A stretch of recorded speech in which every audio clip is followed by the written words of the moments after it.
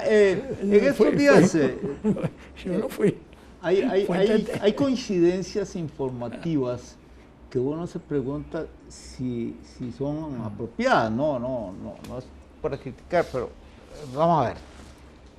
El volcán Turrialba ha estado haciendo unas Pequeñas erupciones. Sí, muy preocupantes obviamente, porque Sí, claro. nosotros los que tenemos, a mucha gente le pregunto si recuerda lo del 63, Lo de Irazú, sí. y ya somos muy pocos sobrevivientes. Sí, pues, sí, pero, sí, sí. Claro, quien nació en el año 58 no recuerda nada, Claro, porque claro, tenía claro. 5 años. Era un bebé. El asunto es que es preocupante, eso es preocupante para cualquiera que recuerde lo que pasó aquella vez. Y ya pone nervioso, es decir, bastaría con que hiciera un reportaje sobre eso grande y la gente se pondría nerviosa. Un día de estos recibí una llamada de alguien que me informó seriamente, ¿verdad? Seriamente, con toda la buena fe, que en la familia circulaba la noticia de que había que guardar agua, medicinas, todo un montón de cosas, porque en Cartago iba a ocurrir un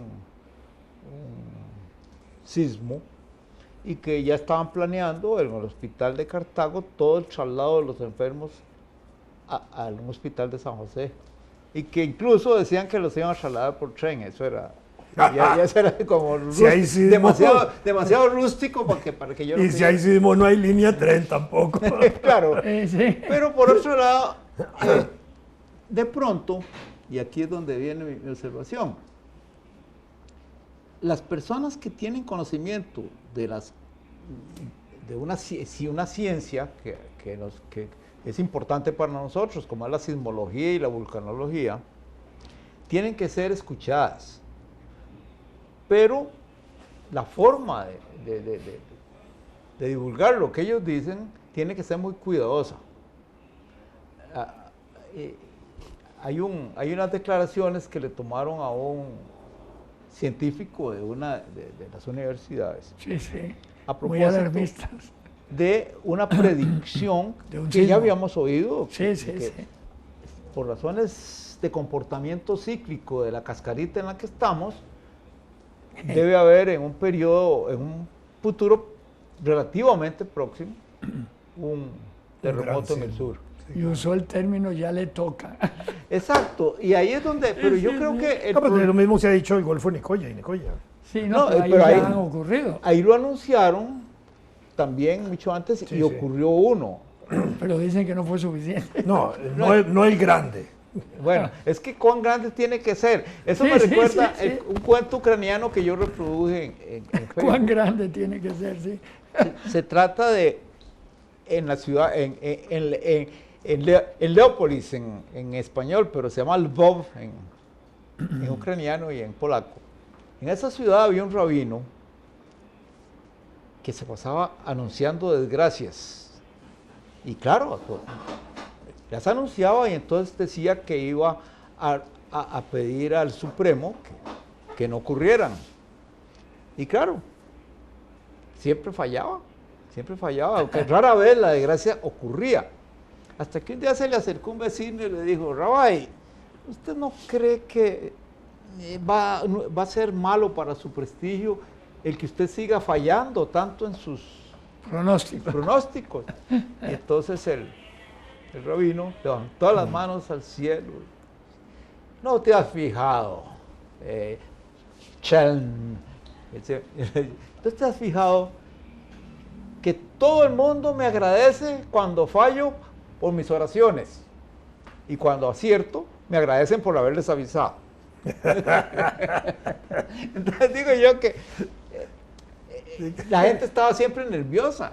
Entonces, es cuestión de decir en la oportunidad correcta que hay que estar alerta, porque en este país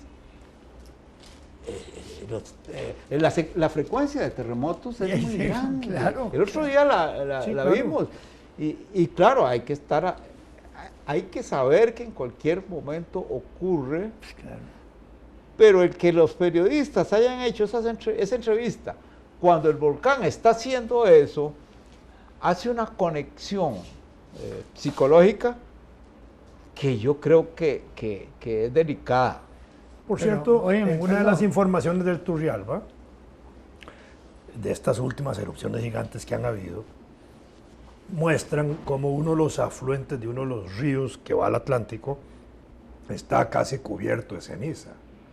Y señalan el peligro de que se pueda repetir justamente lo que sucedió pasó en el Cartago. 63 en Taras. Sí, ¿verdad? Exactamente. sí. Solo que en las circunstancias de este pequeño afluente no hay pueblos, digamos así, que puedan salir muy afectados, pero que Pero el peligro alguno existe, habrá. que el peligro existe, que se produzca Claro. un movimiento de aguas con ceniza y que pueda ser desastroso para algunas regiones Pero agrícolas. hay en ese mismo comentario de ese que dijo ya le toca.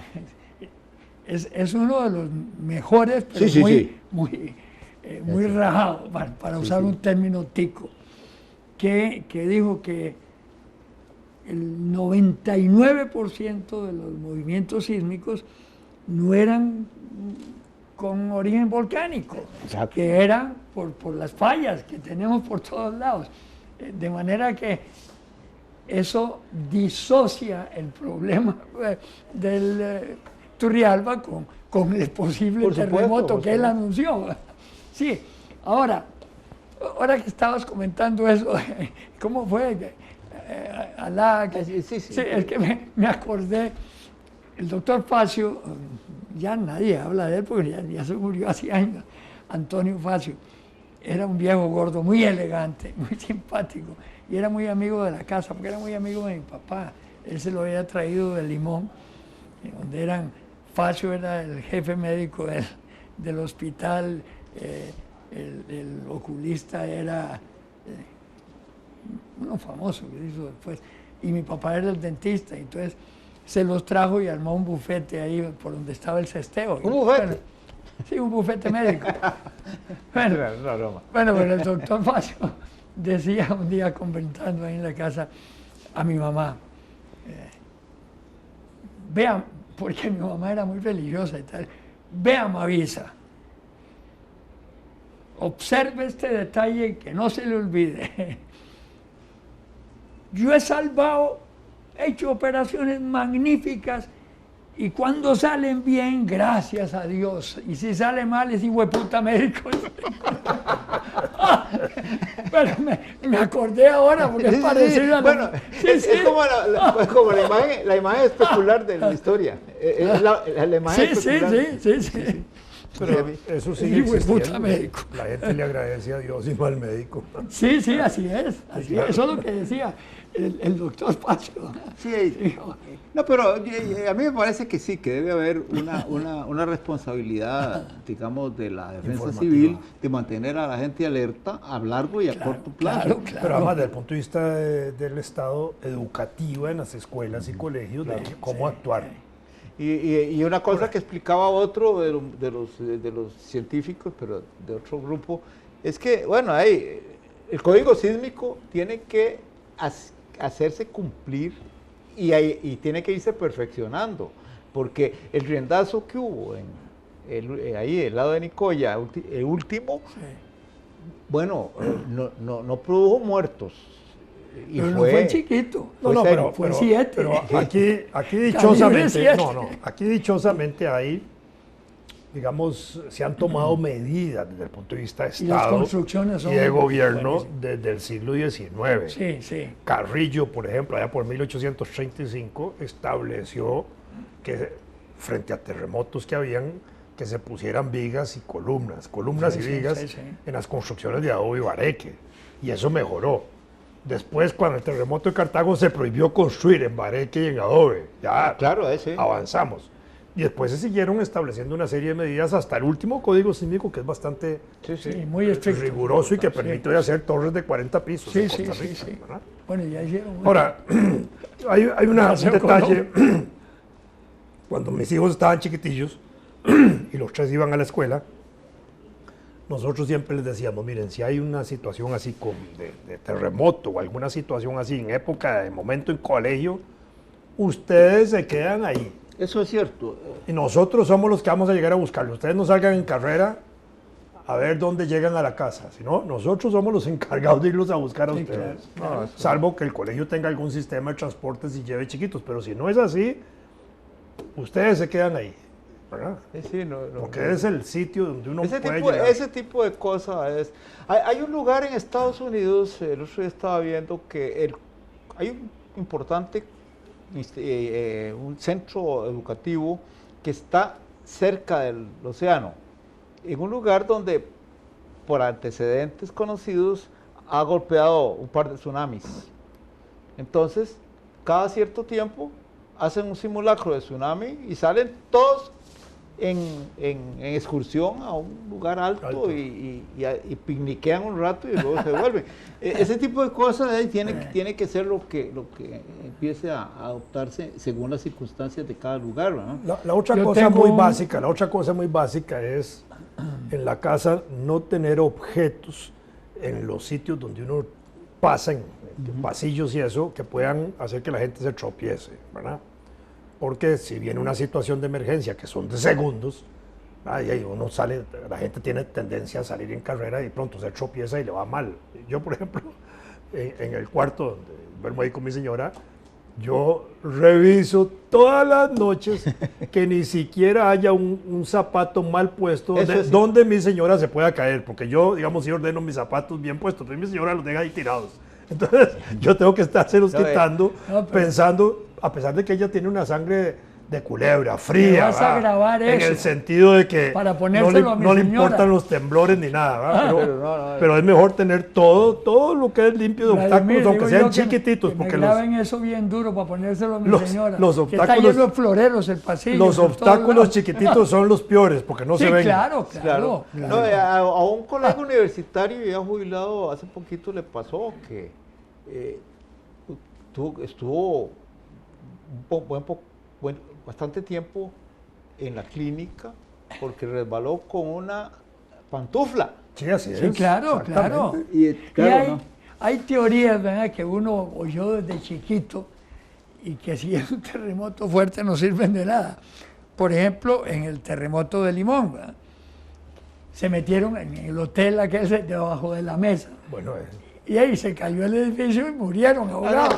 Pero eso uno tenía la idea de que se metió uno debajo de una mesa. Y pero eso está bien para niveles de un piso, nada más. Sí, claro. Y para que no le caiga el techo uno encima y uno se protege bajo un escritorio, una mesa. Pero cuando uno tiene 5 pisos encima, no puede meterse bajo de un escritorio en el primer piso. Es como sacar el pararrayos. Exactamente. Acabo de recordar una cosa que puede parecer cómica, pero no lo es. A raíz de uno de los temblores esos grandes que hubo cuando yo era rector, Luis Fishman era diputado, me llamó para comentarme alguna cosa de lo que había pasado en la universidad, porque había habido que evacuar edificios. Y entonces me contó que a él lo tenía preocupado por qué no se cumplía una norma, no me acuerdo de qué tipo, adoptada en un gobierno de don Ricardo Jiménez, después de un terremoto, debe haber sido el del 10, que establecía que se prohibía en Costa Rica enterrar los cadáveres por encima de la superficie. ¿Cómo? Enterrar por encima. Se quiebran todas las fosas.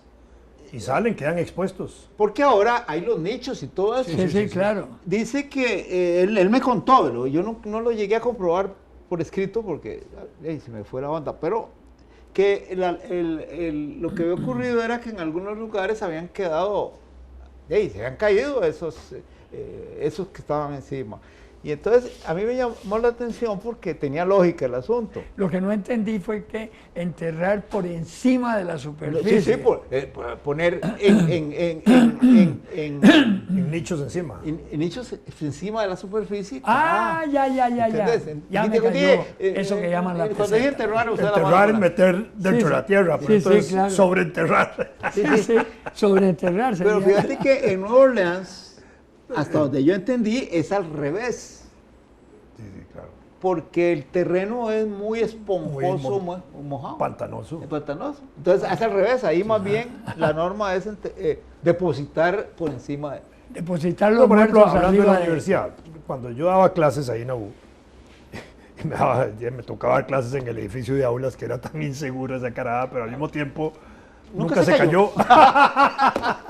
Nunca se cayó. ¿Ah? Sí, tanto que hablábamos. Y, bueno, si yo daba sí, sí. clases en el cuarto piso no me preocupaba porque estaba hecho estructuralmente para que si se caía el edificio se cayeran los 3 primeros y no el cuarto y el quinto. ¿Ah? Sí, ¿verdad? Porque tenía unas patas así como de araña que lo sostenían. Pero yo siempre les decía a los estudiantes, yo entraba al aula y si veía las pupitres en desorden, los obligaba a poner los pupitres en fila, ¿verdad? Advirtiéndoles siempre la posibilidad de un temblor y además diciéndoles que yo era como el capitán de barco en esa aula y que yo era el último en salir, así que yo también quería vivir y que necesitábamos salir todos en orden. E instruía generalmente sobre cómo salir en caso de un temblor. Salen en fila y se van aquí por la orillita hasta las escaleras y todo lo que fuera, pero eran instrucciones básicas que yo no me cansaba de repetirlas y de actuar siempre frente a los estudiantes, decir, ordénenme los pupitres antes de empezar la clase. Oíme, muy acertada la recomendación. Todos los maestros La deberían hacer eso. recomendación tuya. Yo tuve un profesor, cuyo nombre me voy a reservar ahora, en el Liceo de Costa Rica, que se vino un leñazo y todos nos paramos quietos, pero con una voluntad y una firmeza, y todos nos quedamos así. Y se fue caminando y llegó a la puerta y dice, primero el profesor, y salió. Eso hizo mi querida profesora Marielo Rojas. ¿Ah, sí? Una vez, Marielo Rojas, una profesora de estudios sociales, en un temblor, empezó a gritar, quietos, quietos, y ella se iba moviendo hacia la puerta. Claro. Y cuando llegó a la puerta gritó, ahora pueden salir. Sí, así fue, exactamente. Es igualito, claro. Después de un terremoto, ya yo estaba impartiendo un curso en la Escuela de Ingeniería Industrial, que fue en la que me refugié después de que dejé la rectoría. Entonces resulta que ese curso yo lo daba en un aula del edificio de aulas, pero cuando vino el temblor ese, lo inhabilitaron mientras hicieron. Entonces me tocaba ir a un aula que estaba en otro edificio. Era muy engorroso, porque hay que caminar mucho. Por fin, un día me avisaron que ya no era ahí, pero ya yo iba de camino para el otro lado. Entonces llegué tarde y entro al aula, en el edificio de aulas, y la encuentro ordenadita, todo el mundo sentado y muy bien todo. Y entonces ya yo, como venía avergonzadillo de llegar tarde, digo, qué bonito, ¿verdad? Y entonces un muchacho de Limón, muy simpático, él dice, sí, profesor. El rector Garita ordenó que pintaran con pintura antisísmica. Eso sí está bueno, era como una goma, seguro. Qué desgracia. Pero está bien. Bueno. Y ahora salió una pintura que dicen, por supuesto que uno no sabe, que no necesita el aire acondicionado, porque es una pintura que refresca todo. Yo no creo, sinceramente no lo creo, pero lo anuncian todos los días. No he visto el anuncio. Sí, yo sí. Bueno, no sí lo viste, ¿verdad? Sí, yo lo he visto, pero es que yo pienso que le puede pasar como el chiquito que... Fernando es químico, acordémonos. ¿Puedes decirnos si hay pinturas refractarias de esa naturaleza? que le preguntó el abuelito que qué quería para el cumpleaños. Y le dice, ya abuelito, una caja de Cotex. Y dice, ¿cómo? Sí, porque con eso puedo ir a la playa, puedo andar en helicóptero. En los anuncios. Siguiendo la ruta del anuncio. Sí. Yo creo que eso que sí, me parece estupendo eso yo nunca lo pensé, pero de decirles, no, el aula tiene que estar ordenada, no porque me gusta verlo bonito, sino porque... Pero ese anuncio que acabas de decir me recuerda a una experiencia que tuve hace pocos días en un supermercado. Estaba yo pagando en la caja y detrás mío venía un mocoso literalmente, ¿verdad? Podía tener 12, 13, 14 años en imagen física, ¿verdad? Y el carajillo estaba cogiendo una caja de condones, de esos que están así a la par de las registradoras. Y yo me quedé viéndolo a él, viendo que era tan niño, ¿verdad? Y entonces el carajillo me vuelve a ver a mí, así como diciendo, ¿y este viejo qué pensará? Pero me pregunta, ¿usted no los usó? Y entonces yo lo único que hice fue reírme, ¿verdad? Reírme del pobre muchacho, y me acordé de una anécdota mía, y que era anécdota quizás de todos nosotros cuando éramos jóvenes, porque hace 50, 60 años los preservativos no se vendían en los supermercados como se venden ahora, y a la pura par de la caja, en colores, con Eran sabores subversivos. y con todo, sí. totalmente subversivos. Uno tenía que ir a la farmacia a buscarlos, ¿verdad?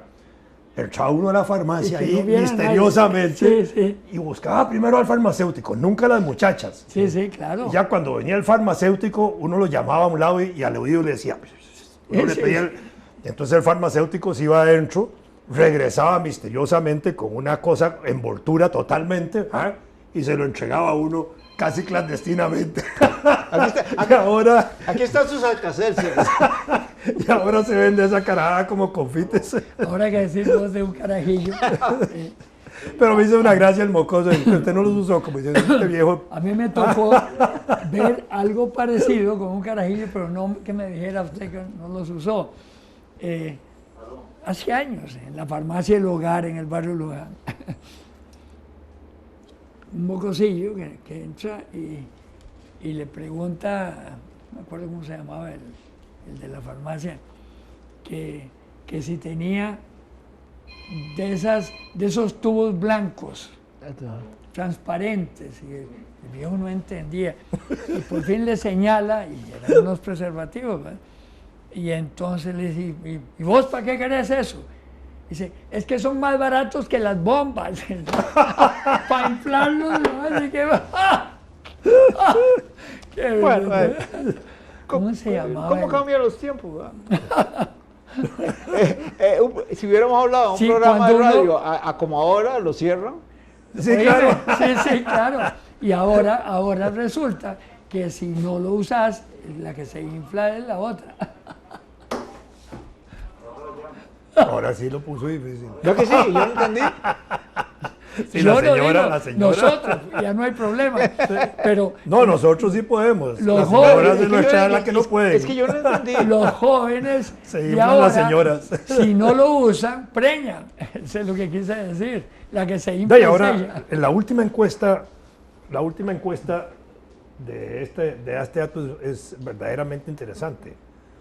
Entre menores de 17 años, un alto porcentaje de la población tiene relaciones prematrimoniales. Pero en la misma proporción, en nivel escolar, son menos. Con lo cual se dice que la escuela contribuye a reducir un poco ese tipo de relaciones. Un problema educativo. Bueno, aterricemos, dice el Bueno, señor este. sí.